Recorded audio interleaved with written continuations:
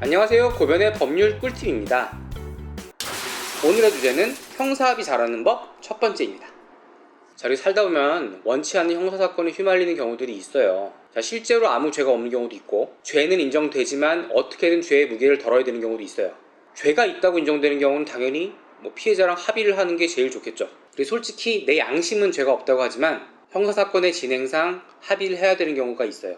무죄 판결 받기가 매우 어렵기 때문에. 자, 그럼 어떻게 하면 합의를 좀 효율적으로 받을 수 있을까요? 오늘 그 얘기 한번 해볼게요. 자, 당연히 첫 번째 단계는 합의가 얼마만큼 효력이 있는 사건인지를 파악해야겠죠. 그게 첫 번째예요, 무조건. 자, 쉽게 설명드리면 합의만 하면 죄가 없어지는 게 있어요. 반의사불벌죄랑 친고죄라는 건데, 구체적으로 친고죄랑 반의사불벌죄가 어떻게 다르고 이런 걸 제가 설명을 드리진 않을게요. 하여튼 이건 합의를 하면 처벌할 수가 없어요. 예를 들어서 임금이나 퇴직금, 미지급 같은 근로기준법 위반, 이런 류의 범죄에서는 합의가 아주 절대적입니다. 다음, 합의가 절대적이진 않지만 아주 중요한 유형들이 있어요. 사기, 횡령, 이런 재산범죄 같은 거. 이런 경우에는 특별한 전과가 없다. 그리고 합의가 되고 돈을 다 갚았다. 그러면 굉장히 유리하게 작용을 합니다. 당연히. 왜? 재산범죄인데 돈을 다 갚았으면 아무래도 선처할 확률이 높죠. 그거예요. 자, 반면에 합의의 효과가 적은 경우가 있어요. 제가 앞서 예를 든 두 가지 유형은 피해자가 있었죠.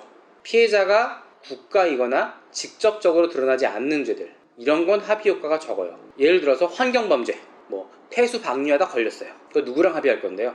이런 경우는 합의할 대상 자체가 없어요, 실제로. 그럴 수는 있어요. 환경범죄인데 고발한 당사자랑 합의를 할 수는 있어요. 근데 고발한 당사자가 꼭 피해자는 아니거든요. 그렇기 때문에 합의 효력은 낮아요. 자, 그 다음으로 중요한 거, 합의의 상대방. 합의의 상대방이 누굴까요? 피해자 본인이나 적법한 대리인이 합의의 상대방이에요. 그냥 무턱대고 피해자 가족이랑 합의하면 안 돼요. 피해자가 미성년자일 때는 피해자의 법정 대리인이랑 합의를 해야죠. 피해자가 성인이라면 피해자 가족이 아닌 피해자 본인이랑 합의를 해야 돼요. 아니면 적법한 대리권이 있는 대리인이랑. 자, 이제부터 중요한 거 들어갑니다. 그러면 합의서 문구 어떻게 작성해야 될까요? 주의사항. 첫 번째, 합의의 대상이 무엇인지 정확히 특정을 해야죠. 자, 합의서를 받았는데 구체적인 대상이 없이 합의한다고만 돼 있어요. 그럼 이게 뭐야? 그 합의서를 제출받은 검사나 판사는 그 합의서의 효력에 대해서 되게 의구심을 가질 수가 있어요. 이게 뭐지? 당연하죠. 그래서 구체적으로 적어야 돼요, 합의서에는. 형사 사건 번호가 있으면 그 사건 번호에 대해서 합의를 한다 라는 내용을 적고, 물품 대금을 지급하지 않아서 사기죄로 고소된 경우, 이 경우에 대한 합의다 그러면, 자, 물품 대금이 언제부터 언제까지의 계약상의 물품인지 특정을 해줘야겠죠. 그걸 그냥 합의서에다가 쭉 적으면 되는 거예요. 이에 대해서 합의를 한다 라고. 이게 첫 번째입니다. 합의 대상이 무엇인지 특정한다. 주의하시고요. 두 번째, 자, 합의서를 내야죠. 어디에? 법원이나 수사기관에. 상대방이 그걸 직접 내주면 제일 좋아요. 왜? 낼 때 신분증을 확인하니까. 그런데 상대방이 합의서만 써주고 직접 내주지 않는다면 인감증명서 첨부하고 인감도장 받으신 다음에 핸드폰 번호까지 기입하세요. 이게 두 번째예요. 왜 필요하냐? 실무에서 생각보다 합의서를 위조하는 경우가 많아요. 합의서 위조가 많다고요.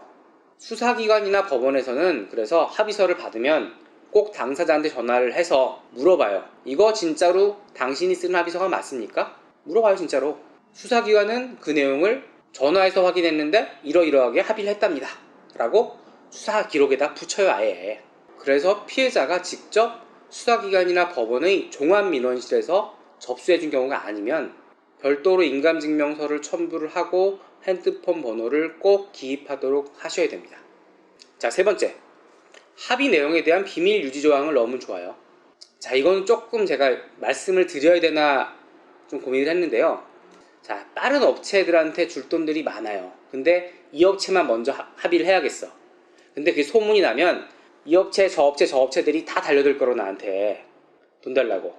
그럼 이 업체랑 합의한 거를 소문을 내지 말아야겠죠. 그래서 비밀 유지 조항을 넣는 경우들이 있어요. 좀 치사한 것 같지만 넣어요.